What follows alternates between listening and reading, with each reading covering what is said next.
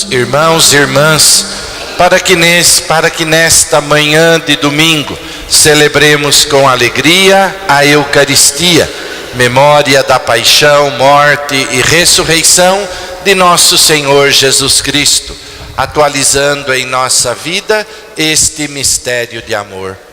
Peçamos ao Senhor que a terra se abra ao amor e possa germinar pela chuva de graças que Ele derrama sobre nós, a força deste amor salvador. Nos deixemos moldar pela graça de Deus como o barro nas mãos do oleiro. E assim iniciemos esta Eucaristia em nome do Pai, do Filho e do Espírito Santo. Amém. Que a graça de nosso Senhor Jesus Cristo, o amor do Pai e a comunhão do Espírito Santo estejam sempre convosco. Bendito seja Deus que nos reuniu no amor de Cristo. A coroa do Advento constitui um hino à luz, um hino a Cristo, a verdadeira luz do mundo, que vem para vencer as trevas do mal e da morte. As 4 velas da coroa indicam as 4 semanas do tempo do Advento. O ato de acender as velas no decorrer dessas semanas significa a progressiva vitória da luz sobre as trevas, que vai acontecendo com a aproximação do nascimento de Jesus, aquele que traz ao nosso coração a reconciliação tão esperada. Hoje será acesa a primeira vela, a vela da esperança. Bendito sejais, Deus da esperança, pela luz de Cristo, sol de nossa vida, a quem esperamos com toda a ternura no coração.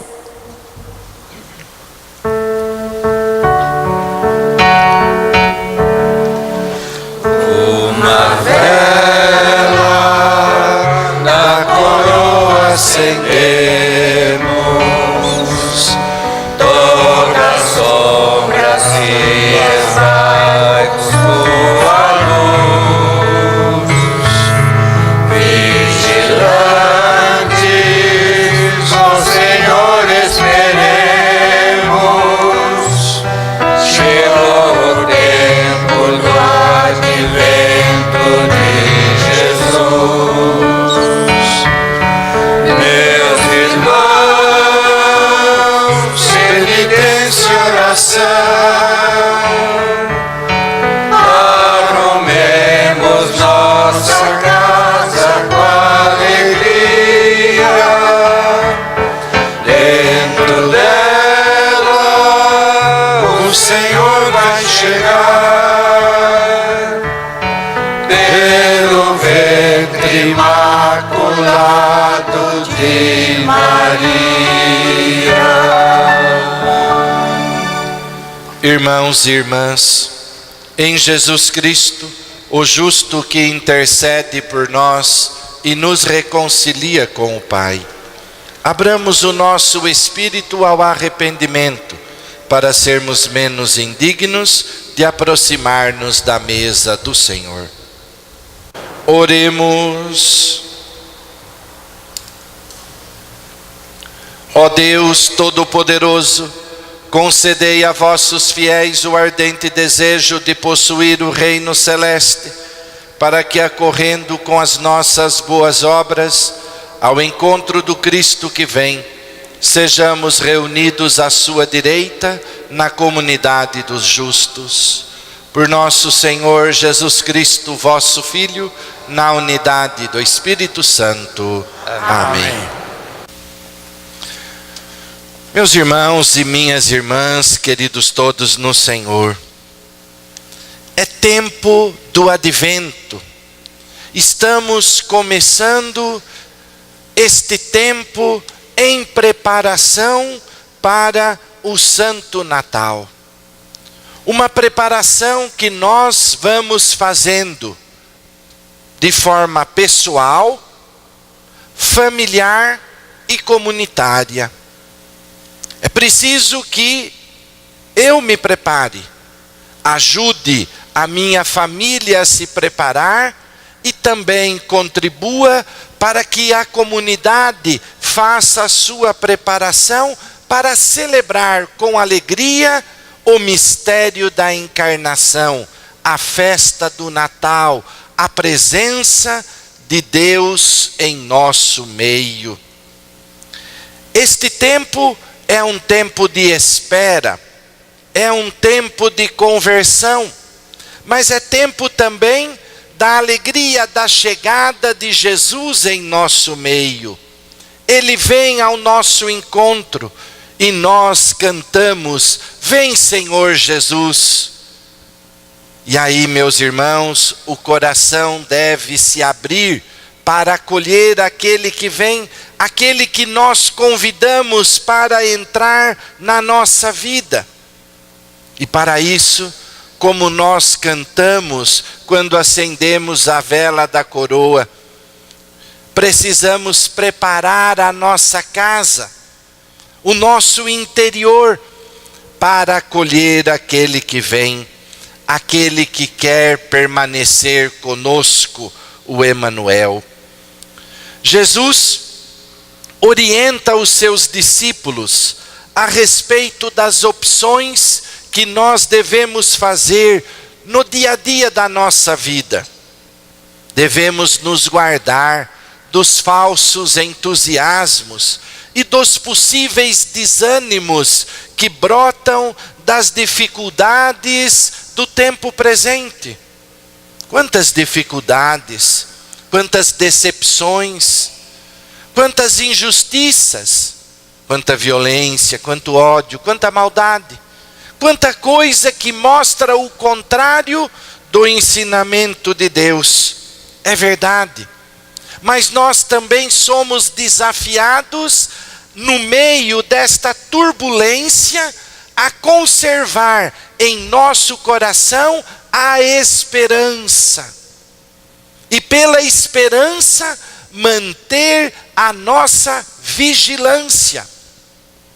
Isso significa que nós devemos continuar trabalhando para superar aquilo que nos assusta, aquilo que gera tanta turbulência entre nós. Por isso o Senhor insiste na vigilância, e nós não podemos permanecer sonolentos. Imagina se o Senhor chegar e encontrar a sua igreja, encontrar cada um de nós, membros desta igreja, dormindo. É aquela sensação quando a gente chega na casa de alguém, claro, muito íntimo, muito próximo, e a gente encontra a pessoa na cama, e aí a gente fala: dormindo até agora. É quase meio-dia, não é? A gente se espanta. Que o Senhor não se espante conosco. Por isso Jesus alerta os discípulos para não caírem no sono, mas permanecerem acordados, ativos, porque nós não sabemos quando será o momento do nosso encontro, da nossa prestação de contas. O Evangelho, a parábola que Jesus conta, fala de servos, patrão e casa. Isso são sinais que indicam a comunidade cristã. O homem que partiu para o estrangeiro é uma alusão a Jesus e a sua morte. Ele foi, mas ele voltará. O porteiro é o responsável pela comunidade, que deve manter a comunidade vigilante. O cristão que vive à espera do Senhor, ou na presença dele, que age nos acontecimentos, é o convidado a assumir suas responsabilidades. Somos nós que devemos manter a vigilância. Vigiar significa colocar em prática as palavras de Jesus, especialmente o mandamento do amor. O Senhor deixa claro, ou claríssimo para nós: o que eu vos mando é que vos ameis uns aos outros. Significa enfrentar a tentação do egoísmo, que leva o discípulo tantas e tantas vezes a convencer-se da inutilidade de fazer o bem. Quantas vezes nós falamos ou ouvimos esse tipo de palavra: não vale a pena fazer o bem. Parece que no mundo quem se dá bem é quem é maldoso, quem explora, quem maltrata. Nós não acreditamos nisso. Nós acreditamos que a força que nós temos, a força de Deus, ela se manifesta no amor.